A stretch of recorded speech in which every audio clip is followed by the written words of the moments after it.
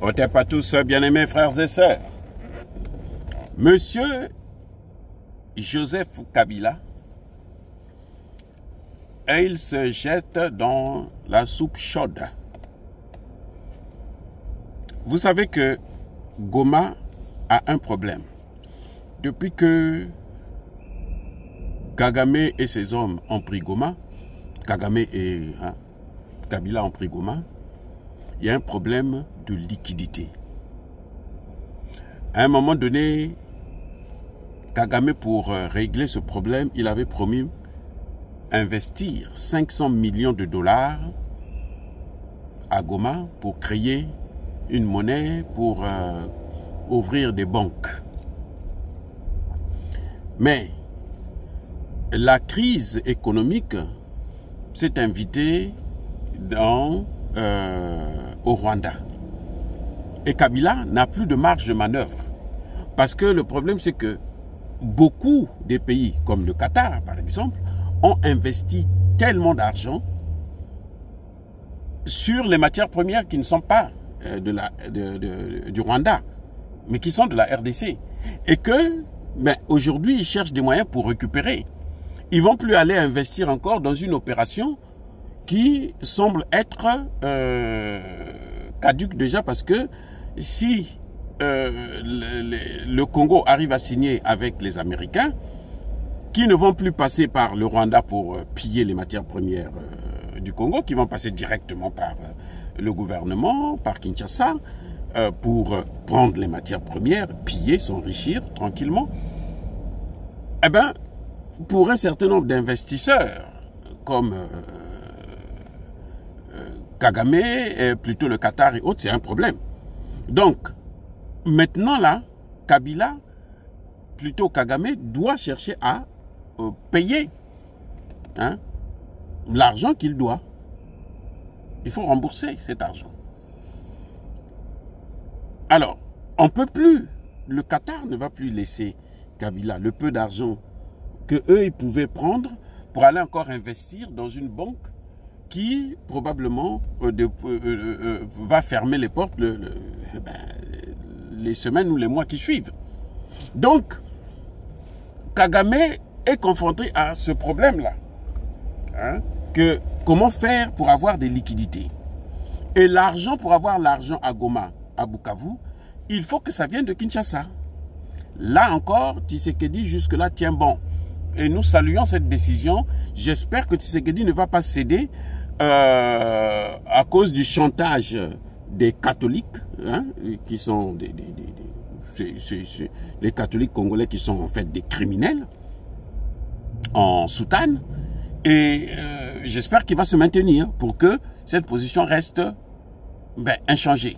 Parce que ce qui se passe, c'est quoi? C'est que, les amis, Kabila a besoin d'argent. Pour qu'il ait l'argent à Goma, il faut que le gouvernement de Kinshasa ouvre les portes. Or, si le gouvernement de Kinshasa investit de l'argent à Goma ou à Bukavu, c'est comme si le gouvernement de Kinshasa nourrissait les envahisseurs, les criminels. Parce que chaque jour qui passe, il y a des dizaines de Congolais qui sont massacrés. Quand les gens se réveillent à Goma, à Bukavu, là, il n'y a que des cadavres. Ils ramassent, ils ramassent, ils ramassent. C'est pas moi qui le dis, c'est le docteur Mukwege qui le dit. Oui. Donc, s'il faut investir de l'argent, c'est pour ces gens. Ce n'est pas pour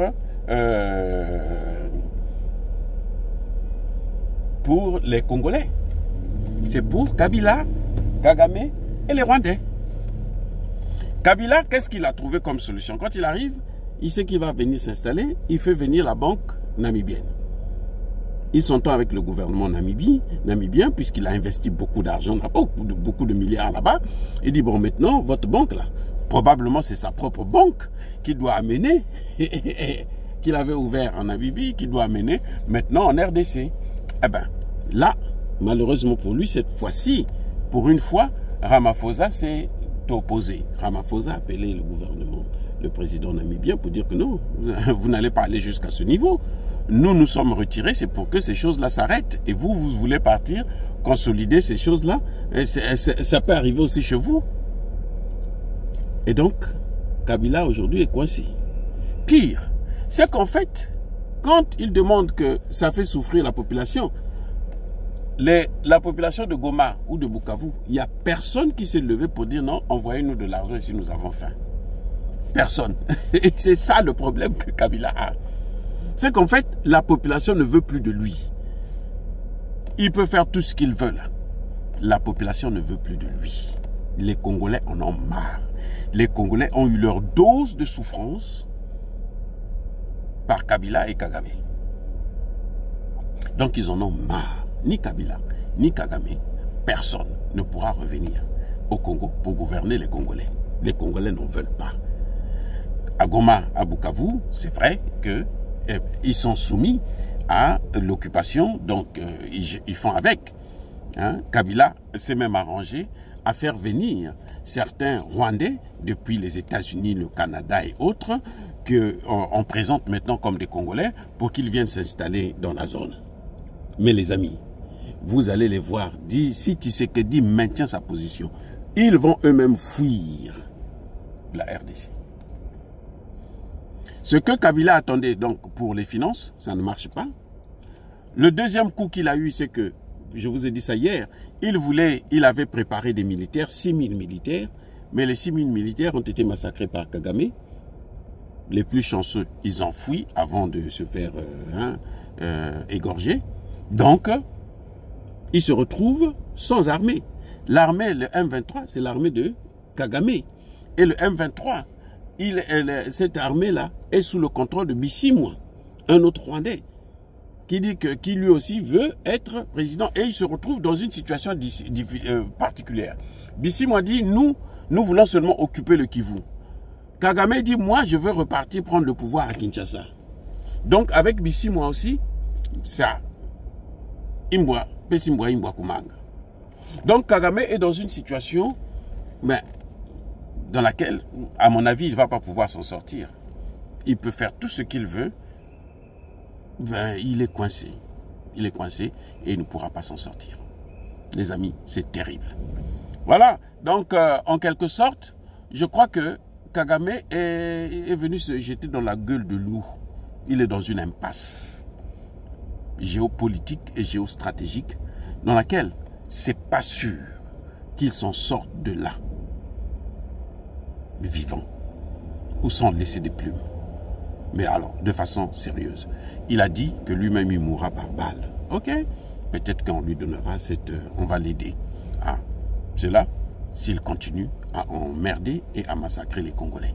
Parce que, jusqu'à présent, les Congolais de Goma, de Bukavu, savent que chaque matin, quand ils se réveillent, ils sont là, la première des choses qu'ils font, c'est ramasser les cadavres et aller les enterrer. Les amis, soyez bénis.